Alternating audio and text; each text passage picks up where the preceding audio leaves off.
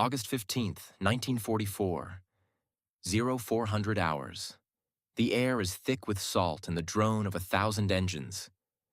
From the deck of the Catoctin, I can see the coast of France only as a dark smear on the horizon, a place that exists more in our planning rooms than in reality. But we know they are there, the Germans. After all the arguments in London and Washington, after the agony of Anzio and the brutal slog up Italy, it has all come down to this. The men are tense. I've heard them call this the Champagne Campaign.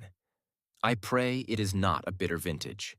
We are not here for champagne. We are here to open a new front, to trap an army, and to end this war. General Alexander Patch. This was the dawn of Operation Dragoon, the other D-Day.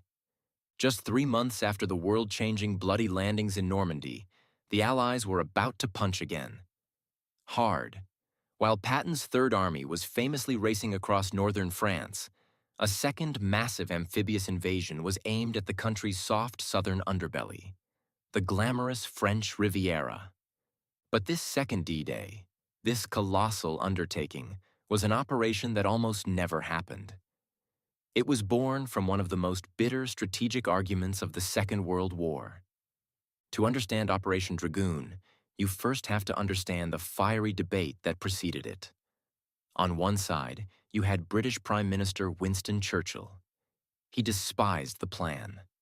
He believed all available resources should remain in Italy, pushing northeast through the Ljubljana Gap and into the Balkans. This Dragoon is a straight A going. To remove seasoned divisions from the Italian front is to cut the heart out of a vital campaign. We are at the soft underbelly of Europe. Why on earth would we turn away to strike a heavily defended coastline merely to satisfy a logistical theory? Winston Churchill. Churchill's motives were twofold. Militarily, he wanted to keep pressure on the Germans in Italy. Politically, he had one eye on the future. He wanted an Anglo-American presence in Austria, Hungary, and Yugoslavia to block the advancing Red Army of the Soviet Union. On the other side were the Americans, General George C. Marshall and the Supreme Allied Commander, General Dwight D. Eisenhower. They saw Churchill's Balkan adventure as a dangerous, politically motivated diversion into mountainous terrain. Their view was brutally logical.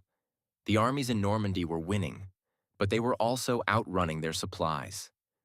The Red Ball Express was a miracle of logistics, but it couldn't fuel an entire continent's liberation from a handful of northern ports. The Allies needed more. They needed the massive deep-water ports of southern France, Toulon, and, most importantly, Marseille. For Eisenhower, the plan was simple. Operation Overlord in the north was the hammer. Operation Dragoon in the south would be the anvil. And between them, the German armies in France would be pulverized. The ports are the key. Every day we delay in opening Marseille is another day the war will last. We need a second, robust supply line to support the main effort. Dragoon is not a diversion. It is an essential, non-negotiable component of our entire strategy for victory in Europe. General Dwight D. Eisenhower. In the end, the American view, and their overwhelming industrial and military might, won the day. Churchill, feeling forced into the decision, bitterly remarked that he was being dragooned. The name, originally Anvil, was changed to Dragoon, and it stuck. The force assembled to carry out Dragoon was a testament to Allied power. Commanded by Admiral Henry Kent Hewitt, the Western Naval Task Force was the largest naval armada ever seen in the Mediterranean. The Allied forces included 887 warships U.S., British, French, and Canadian. 7 aircraft carriers, 5 British and 2 U.S., 2,100 landing craft, 2,100 aircraft from 12th Tactical Air Command, and 350,000 Allied troops. The Naval Bombardment Group wasn't just destroyers. It included the veteran American battleships USS Texas, Nevada, and Arkansas, and the British HMS Ramillies, their 14- and 15-inch guns ready to erase the German coastal defenses. The ground pounders were the U.S. 7th Army under General Patch. The spearhead was the U.S. Sixth Corps, commanded by one of the most aggressive and experienced generals in the U.S. Army, Lucian Truscott. His divisions, the 3rd, 36th, and 45th Infantry, were not green troops. They were hardened, cynical veterans who had bled for every mile of Sicily and Italy. But fighting alongside them was a force burning with a different, hotter fire: the new French First Army. Over 250,000 strong, equipped by the Americans but driven by patriotism, they were led by the charismatic and fiercely proud General Jean de Lattre de Tassigny. For them, this was not just another operation. It was a homecoming. It was vengeance. For 4 years, our nation has been humiliated. Today, the Army of France returns to the soil of the homeland. We are here not as simple allies, but as liberators. My men will show the world that France has not been defeated. She was merely asleep. Today, she re-enters the war, French General de Lattre. And opposing this juggernaut? The German Army Group G, under General Friedrich Wiese. On paper, it was an army. In reality, it was a hollow shell. Its 11 divisions were stretched thin over 400 miles of coastline. They were not the SS fanatics of Normandy. They were composed of older men, Osttruppen reluctant conscripts from Eastern Europe, and battered units refitting from other fronts. They were a fragile line, and the Allies were about to hit them with a sledgehammer. The invasion began in the dead of night, hours before the beach landings.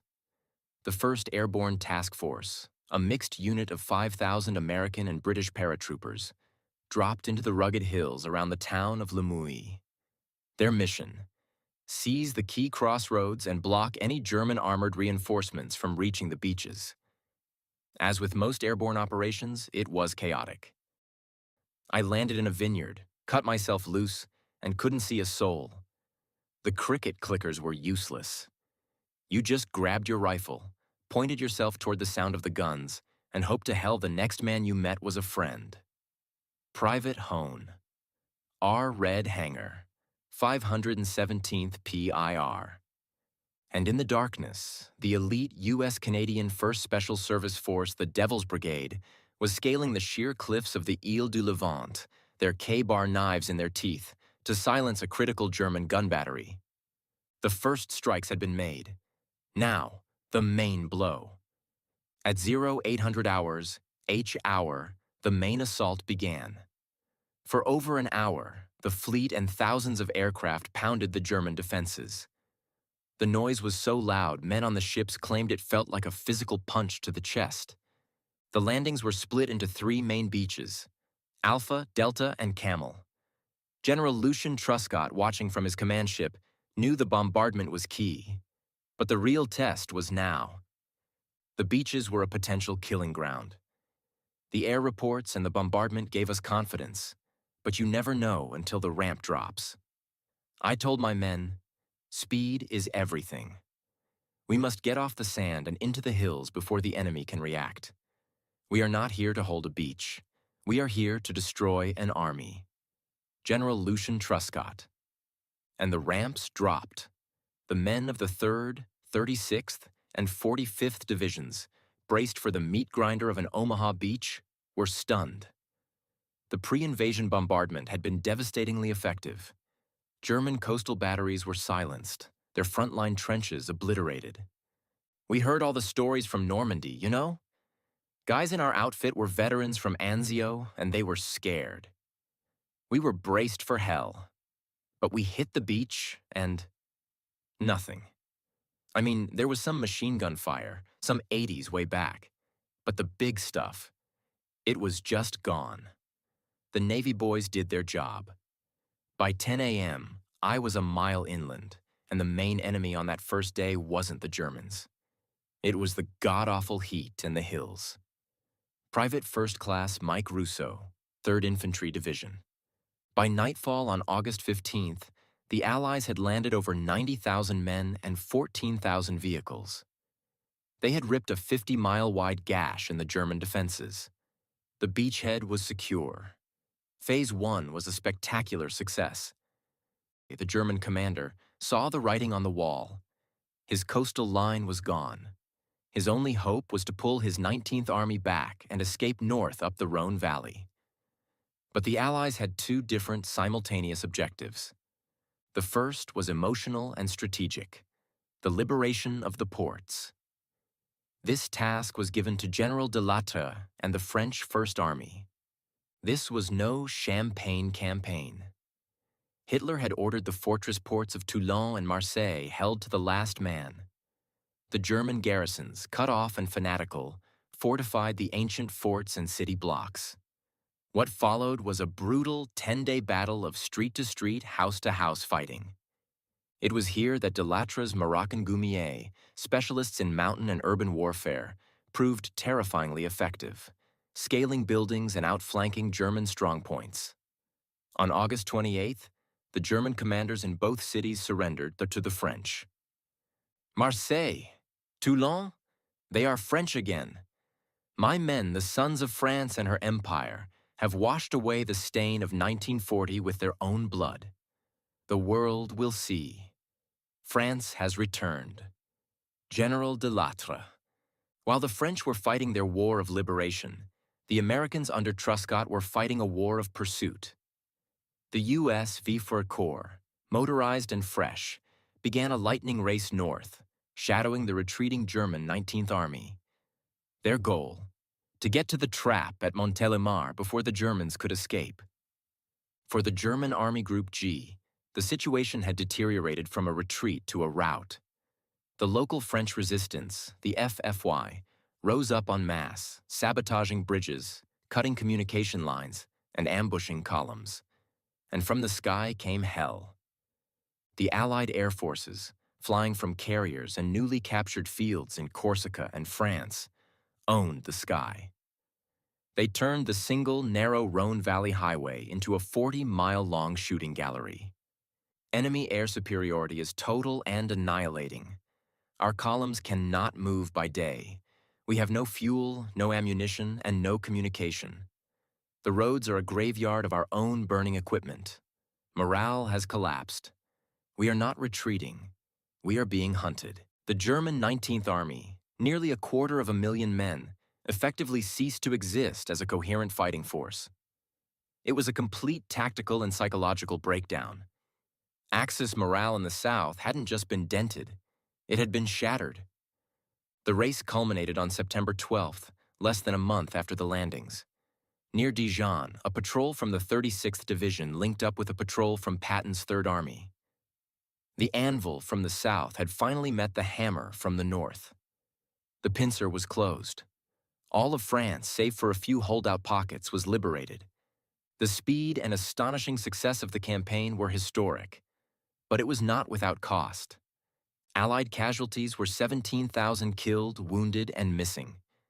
Axis casualties: approximately 7,000 killed, 10,000 wounded, and 130,000 captured.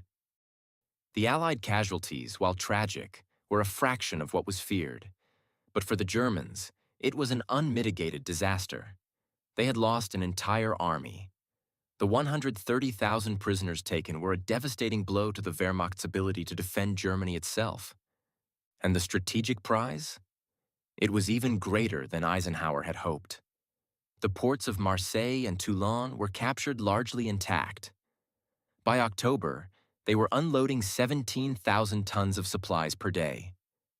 This single supply line, born from Operation Dragoon, would ultimately provide 1/3 of all Allied material on the Western Front. It fueled the final drive into Germany and ended the supply crisis that had threatened to stall the entire war. Operation Dragoon is often called the forgotten D-Day, completely overshadowed by the epic, brutal struggle in Normandy. Its success was so swift, its casualties relatively light, that it was quickly eclipsed by the hard winter fighting that followed. But Dragoon was, perhaps, the most successful, well-planned, and strategically decisive amphibious invasion of the entire war. It validated the American strategic vision. It resurrected the honor and army of France, and it dealt a blow to German morale from which they would never recover. It was not a champagne campaign. It was a masterpiece of planning, a triumph of logistics, and the final vital piece of the puzzle that ensured the liberation of Europe.